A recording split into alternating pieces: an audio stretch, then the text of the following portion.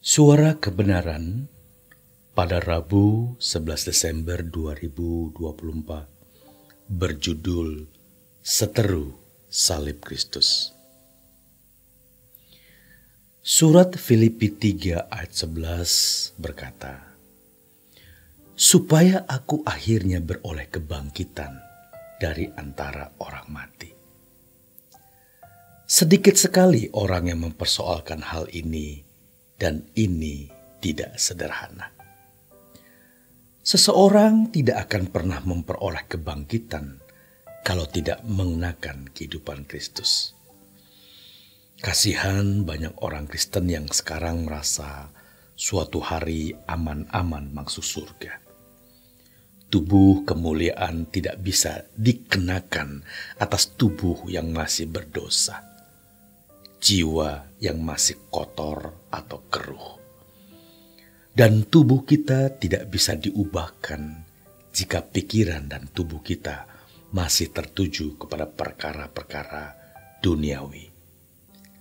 Selanjutnya di surat Filipi 3 ayat 17 tertulis, saudara-saudara, ikutilah teladanku dan perhatikanlah mereka yang hidup sama seperti kami yang menjadi teladanmu.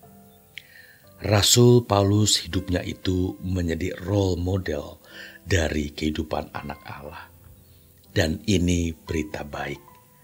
Ada orang-orang yang hidup seperti Paulus. Sedangkan di Filipi 3 ayat 18 berkata, karena seperti yang telah kerap kali kukatakan kepadamu, dan yang kunyatakan pula sekarang sambil menangis, banyak orang yang hidup sebagai seteru salib Kristus. Seteru artinya musuh. Musuh salib Kristus artinya orang yang tidak hidup sesuai dengan maksud salib itu diadakan oleh Allah Bapa. Ayat 19-21 berkata, kesudahan mereka ialah kebinasaan. Tuhan mereka ialah perut mereka. Kemuliaan mereka ialah aib mereka. Pikiran mereka semata-mata tertuju kepada perkara duniawi. Karena kewargaan kita adalah di dalam surga. Dan dari situ juga kita menantikan Tuhan Yesus Kristus sebagai juru selamat. Yang akan mengubahkan tubuh kita yang hina ini. Sehingga serupa dengan tubuhnya yang mulia. Menurut kuasanya yang dapat menaklukkan segala sesuatu kepada dirinya. Kita harus memilih. Mau memiliki tubuh kemuliaan atau tidak. Maka kita harus barter. Supaya kita beroleh kebangkitan dari antara orang mati. Dalam 1 Petrus 1 ayat 3 tertulis, terpujilah Allah dan Bapa Tuhan kita Yesus Kristus, yang karena rahmat-Nya yang besar telah melahirkan kita kembali oleh kebangkitan Yesus Kristus dari antara orang mati kepada suatu hidup yang penuh pengharapan. Kalau tidak ada kebangkitan, maka tidak ada pengharapan.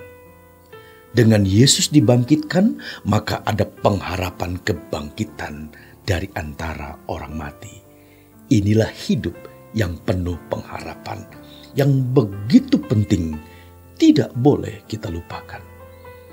Tidak ada pengharapan lain dalam hidup kita, selain kita memiliki kebangkitan, dan kita akan tinggal bersama Tuhan di kerajaan surga. Jangan ada pengharapan lain. Ini harus menjadi satu-satunya pengharapan kita. Gereja yang tidak mengajarkan ini dan tidak menekankan hal ini berarti salah, menipu, dan bisa dikatakan jahat.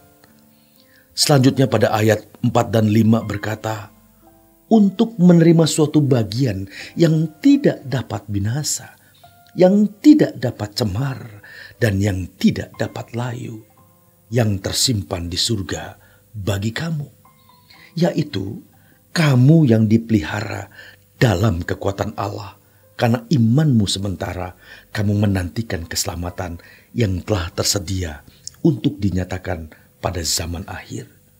Ini Keselamatan ditinjau dari dimensi yang akan datang. Keselamatan ditinjau dari masa lalu, yaitu kematian Yesus di kayu salib. Itu sudah selesai. Lalu keselamatan ditinjau dari dimensi sekarang adalah kita yang sedang mengerjakan keselamatan. Kita harus mengalami perubahan untuk hidup dalam persekutuan dengan Kristus. Lalu nanti kita akan melihat pemenuhan keselamatan itu. Dan ayat 6 dan 7 berkata, bergembiralah akan hal itu. Sekalipun sekarang ini kamu seketika harus berduka cita oleh berbagai-bagai pencobaan. Maksud semuanya itu ialah untuk membuktikan kemurnian imanmu yang jauh lebih tinggi nilainya daripada emas yang fana, yang diuji kemurniannya dengan api, sehingga kamu memperoleh puji-pujian dan kemuliaan dan kehormatan pada hari Yesus Kristus menyatakan dirinya. Saudaraku, kita tidak akan dibangkitkan sebelum teruji. Orang yang telah melewati ujian atau pengujian yang tampil seperti emas murni adalah yang akan dibangkitkan. Jadi itu tidak sembarang orang. Jadi tidak mudah, bukan? Ayat 8 berkata, sekalipun kamu belum pernah melihat dia, namun kamu mengasihinya, kamu percaya kepada dia, sekalipun kamu sekarang tidak melihatnya, kamu bergembira karena sukacita yang mulia dan yang tidak terkatakan. Karena kamu telah mencapai tujuan imanmu, yakni keselamatan jiwamu. Ya, keselamatan jiwa kita capai lewat pengujian-pengujian seperti emas murni itu. 1 Petrus 1 ayat 13 berkata, sebab itu, siapkanlah akal budimu, waspadalah dan letakkanlah pengharapanmu seluruhnya atas kasih karunia yang dianugerahkan kepadamu pada waktu penyataan Yesus Kristus. Tidak ada yang lebih membahagiakan selain kedatangan Yesus. Seluruh pengharapan kita harus tertaruh di situ.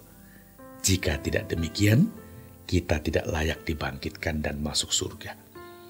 Jangan menganggap Allah itu murah. Ayat 14 berkata, hiduplah sebagai anak-anak yang taat dan jangan turuti hawa nafsu yang menguasai kamu pada waktu kebodohanmu. Tetapi hendaklah kamu menjadi kudus di dalam seluruh hidupmu, sama seperti Dia yang kudus yang telah memanggil kamu. Kalau tidak kudus hidupnya, maka dia tidak bisa menaruh pengharapan. Kudus di dalam seluruh hidup berarti menaati apa yang dikehendaki Allah. Selalu sepikiran, selalu seperasaan dengan Allah. Dan pasti orang-orang seperti ini tidak terpesona dengan dunia. Pasti tidak. Sebab orang-orang seperti ini akan menaruh hatinya di kerajaan surga. Selamat berjuang, saudaraku. Tuhan Yesus memberkati.